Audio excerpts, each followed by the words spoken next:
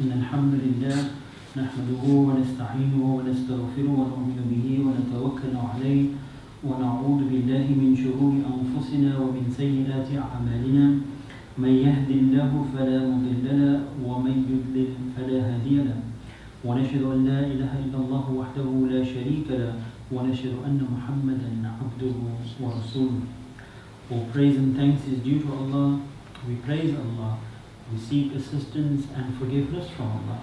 And we seek refuge in Allah from our lower selves and from the wrongs that we sometimes commit. Whoever Allah guides, no one can misguide. And whoever Allah leaves to stray, no one can guide. And we also bear witness that there is none worthy of service besides Allah, the one who is unique and has no partners. And we also bear witness that the Prophet Muhammad ﷺ is Allah's servant and messenger. قال الله تعالى في القرآن الكريم, Allah says in the noble Quran, وَمَا كَانَ لِلنَّاسِ أَن يَمُوتَ إِلَّا بِإِذْنِ اللَّهِ كِتَابًا مُعَجَّلًا وَمَنْ يُرِدْ ثَوَابَ الدُّنْيا نُؤْتِيهِ مِنْهَا وَمَنْ يُرِيدُ ثَوَابَ الْآخِرَةِ نُؤْتِي مِنْهَا وَسَنَزِيدُ الشَّاكِرِينَ. Allah says, and no human being can die except by the permission of Allah and at a time appointed for that. And if anyone desires a reward from this world, we will grant them thereof. And if anyone desires a reward from the life to come, we will grant them thereof. And we shall certainly reward those who are grateful. So what I want to focus my khutbah on today, short khutbah, I want to eat some nice food, is really just to show our gratitude for a very successful retreat that we had. And many of you, if not all of you, have been part of the retreat. Alhamdulillah, all praise and thanks is due to Allah for yet another successful retreat. We thank Allah for giving us the sustenance to be able to hold a retreat like that. It costs a lot of money. Thank Allah for the physical and the mental abilities and the emotional and spiritual abilities that we had to be able to keep our safe space, for the financial resources that Allah has given us to be able to complete our service to Allah through this retreat. We also thank Allah for the strength that Allah has given us to overcome all the negative forces that was lurking around the retreat. Some of you may know about those negative forces. Those that were seen, those that were unseen, those who were amongst humans, those who were amongst jinn, and those who were trying to negatively impact the safe space that we trying to set up. You will always notice in life that when there is a good force going out, it's always met with an equally bad force. And we must always be conscious about that. Even in our wakeful day life, we must be conscious about these forces that are always present. But alhamdulillah, with the permission of Allah, we were able to overcome them. وَقُلْ جَاءَ الْحَقُّ وَزَهَقَ الْبَاطِلِ إِنَّ الْبَاطِلَ كَانَ زَهُوقًا. And Allah reminds us so beautifully in the Quran, say that truth and justice has come, and negativity and evil has perished, for falsehood by nature is bound to perish. All that is good, be it in intention or action, seen or unseen, will devour falsehood, just like a snake devours its prey. So may Allah grant that we are amongst those who constantly support good, constantly work towards good, and repelling the evil. وَلْتَكُنْ مِنْكُمْ أُمَّةٍ يَدْعُونَ إِلَى الْخَيْرِ يَأْمُرُونَ بِالْمَعْرُوفِ وَيَنْهَوْنَ عَنِ الْمُنْكَرِ وَأُولَٰئِكَ هُمُ الْمُفْلِحُونَ. So Allah reminds us, and Allah says, let there arise out of you a small band of people who invite unto all that is good and enjoin the doing of what is right and forbid the doing of what is wrong. And it is they who you will find attain to a happy state.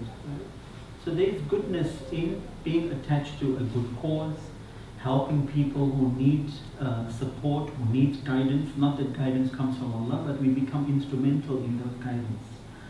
And we see how the benefits of that has a good effect on our personal lives. So the more we try to do good and to bring people closer to Allah, the harder shaitan is also trying to break that down. And shaitan will use anything in its power to destroy goodness that we are trying to set up. So let us not give up, and let us continue to do our recitations of the Quran, because that becomes a shafa'ah for us, a healing for us, to continue with our prayers and continue with our remembrance of Allah, so that it becomes a protection for us from those who try to destroy our good efforts. A'udhu billahi min hamazati shaitan.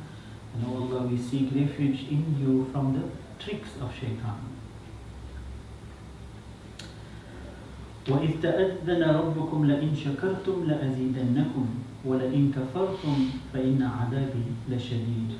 And Allah also reminds us, Allah says, and as your sustainer has declared, that if you are grateful for even the small things or even the challenges that Allah has given you, I will expand you. And if you are ungrateful, truly my reckoning is severe, right?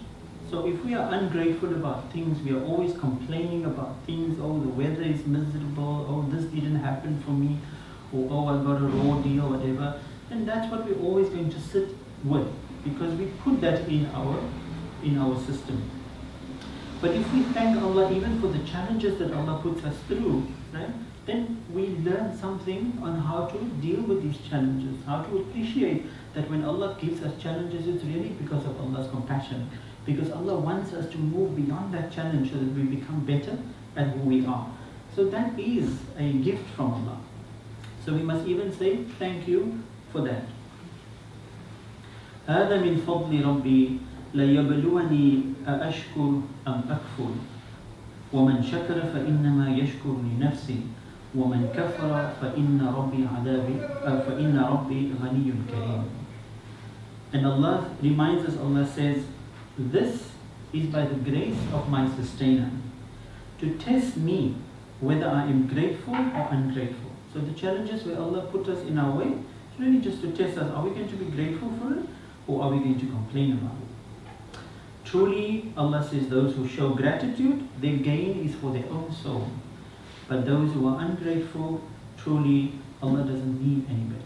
Allah is free of needs, supreme in honor. Right? So it's really your choice. You want to accept it or you want to complain about it. Now, because we are weak as human beings, we often have a tendency to complain or to become really sad and depressed about the overwhelming nature of our challenges. And Allah says, Allah will not lay on you a burden greater than what you can bear. So we mustn't think that, something is so overwhelming that we have to commit suicide or we have to give up or we have to seek other negative sources to help us.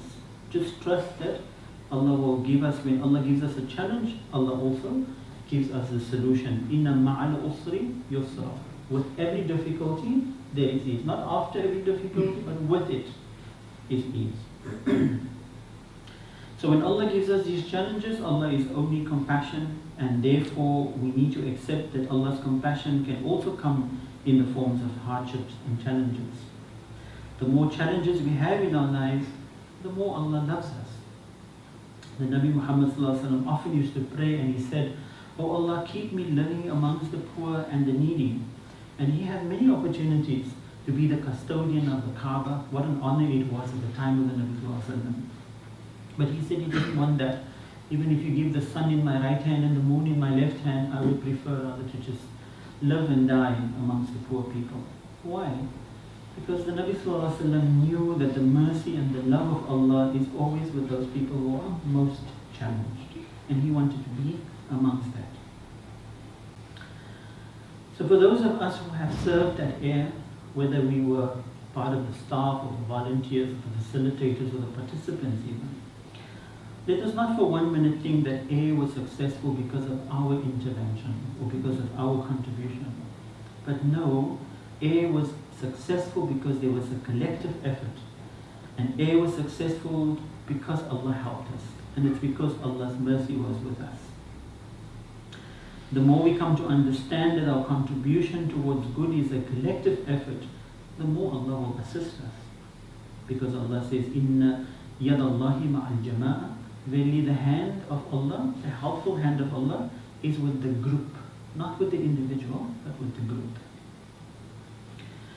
And let that also be a lesson for us, that whatever we tackle on in this organization, as in future, that we do it as a collective. And may Allah help us to overcome our egos also, that sometimes become our worst enemies. I also want to share something with you today that I don't often share on platforms, because I was also asked about this and it reminded me, and I thought maybe I'll share it. I've mentioned previously that the work of Al-Fitrah, a lot of people out there who are ignorant about the work that Al-Fitrah does, says that we promote homosexuality. I don't even know how does one promote something that's so innate to people. But it's far bigger than just homosexuality. The struggle for Al-Fitrah is the struggle against all forms of injustices, all forms of negativity, and all forms of evil. Those who have been through some of our training courses, you'll come to realize that, oh, you thought I was going to get information about homosexuality, but it was actually information about your own authenticity, your own integrity. You know? How do you balance yourself and that kind of stuff? And so Shaitan will use every trick to seduce us, to misguide us, and to make us be confused about our sexual orientation and our gender identities. Right? So sometimes we come here, we listen to positive things, and then we go out in the community and they say something else again, and then we're still stuck in that confusion. So we must be very careful about the messages that comes to us. So for example, when we look at sexual expression, there's about three types of sexual expression. The one is called غير مخلوق. It is the sexuality that the person did not bring upon himself. It's غير مخلوق, it wasn't created. It was there from the time they come in. And this you will find, although Dr. Farid Ishaq is absolutely correct, the Quran doesn't clearly talk about sexual orientation and gender identity because it was a non-issue in 7th century Arabia. There wasn't a need for identity around sexuality as we find it today in the 21st century. So when the Quran is silent about it, it doesn't mean that it's haram. There's a lot of things that the Quran is silent about. But it's silent about because the Quran was a book that was a guidance to the issues that were happening at the time. So the first sexuality is غير مخلوق. The person is naturally like that. And if you ask 99% of the people that come into this organization, they didn't bring it upon themselves. The second one is sexual behavior that is learned, makhluk. So if you look at Sodom and Gomorrah, for example, people developed a practice of homosexuality because they recognize that if they do this kind of act, there's power in it for them. This power was also related to the idolatry of the time, right? And also, if you look at our context, you look at the hustlers, the rent boys, men who abuse men in jails. They're not homosexuals, right? But they do use homosexuality as a tool for power. The hustler will go sell himself on the road because he gets money to feed his drug habit, for example. So that's makhluk. And the third kind of sexual behavior is the one that is enticed by shaitan. When shaitan sees that there's a weakness in the understanding of our own sexual orientations, he comes in there. And we see how homosexuality is used in satanic rituals, in fashion and the entertainment industry. So seemingly it's promoting that homosexuality is natural, but the subliminal message is we mustn't forget how it entices people to practice sexuality without hudud, without limitations and boundaries. And I think it's very, very important, yes, when we liberate ourselves within our sexual orientations and gender identities, we must understand boundaries are still very important, right? So you can be homosexual, but you can choose to go and, be free with everybody out there, or you can say, I want to attach myself to one person, or the Nabi Sallallahu Alaihi Wasallam had 12 partners. I'm not against having multiple partners, but if you have contracted with that person, right? There's no ignorance involved, there's no juhala, and so on. Set yourself the boundaries under which your sexual orientation can be expressed. So let us be aware of the sexuality that is created and the sexuality that is promoted by shaitan. Therefore, having multiple sex partners is haram in Islam unless you have contracted with these partners. The Nabi Sallallahu Alaihi Wasallam said that Allah does not like the testers, people who jump from one person to the other person to taste how they taste like. Therefore, casual sex and exploitative sex beyond a committed relationship is not allowed in Islam. Islam encourages lawful sexual outlets with partners that we are committed to, that we have contracted with, and that we are faithful towards, irrespective of sexual orientation. Anything beyond this leads us away from Allah. Therefore Allah says, وَمَنْ يَتَّبِعَ وَرَاءَ ذَلِكَ فَأُولَٰئِكَ هُمُ الْعَادُونَ. Those who seek to go beyond the limits, they are the transgressors. And the Nabi Muhammad ﷺ added, وَمَنْ رَغِبَ عَنْ سُنَّةِ فَلَيْسَ مِنِّي. And those limitations and boundaries are also of the practice of the Nabi ﷺ. And those who desire to be outside of that is not of me. بارك الله لي ولكم في القرآن الكريم ونفعني وإياكم بالآيات وذكر الحكيم إنه جواد ملك بار رؤوف رحيم. May Allah bless me and you through the guidance of this noble Quran, and may its teachings and remembrances benefit me and you. May Allah accept our recitation from it. Truly Allah is the all-hearing, the all-knowing. So this is my message that I have conveyed to you, and I ask Allah for forgiveness for me and for you, for all those who believe and those who have established faith in their hearts amongst the living and the dead. So ask Allah for forgiveness, for truly Allah is the most forgiving, most compassionate. Let us spend a moment in quiet reflection and prayer.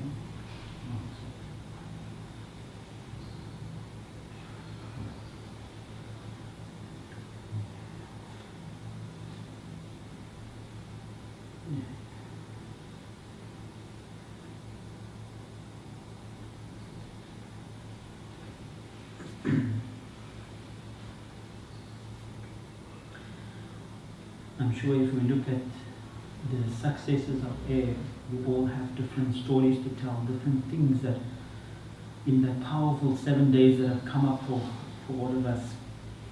Just some of the reflections I had, because there was a lot of people that have sent me messages of thanks, people that personally came up to me and spoke about their experiences at air, and I thought I just wanted to share, because these are not my successes, but these are our successes as an organization. And so just looking at a personal level at what air meant for people, people said, I cannot say that I am the same person walking away from air this year. Air was just what I needed. I've been to many conferences before, but I've never experienced love as I experienced at air. I did not think I was going to complete air because the space was too challenging, but I walked away from air with much more. Some who were leaving air, they left with nothing. Some have shown you leave with nothing.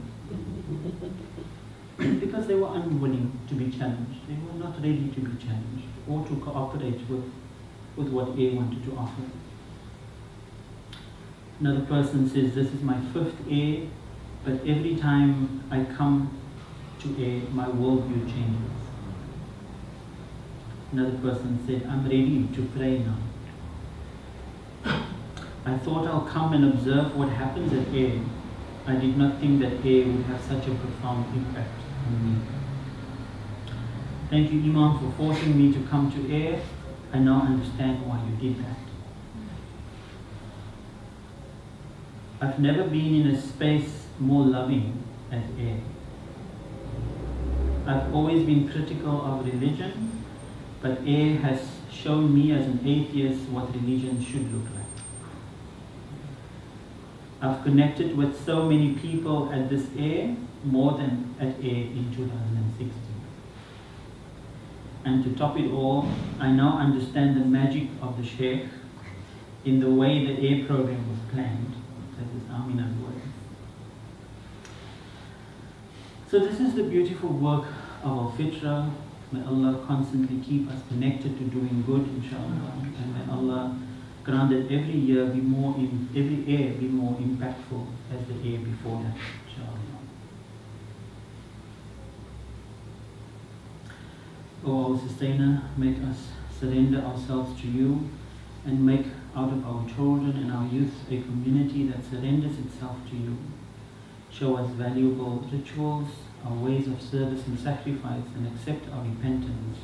For verily you alone are the acceptor of repentance, the dispenser of grace. ربنا اغفر لنا ذنوبنا وإسرافنا في أمرنا وثبت أقدامنا فانصرنا على القوم الكافرين. And O our Sustainer, forgive us our wrongs and our lack of moderation in our actions.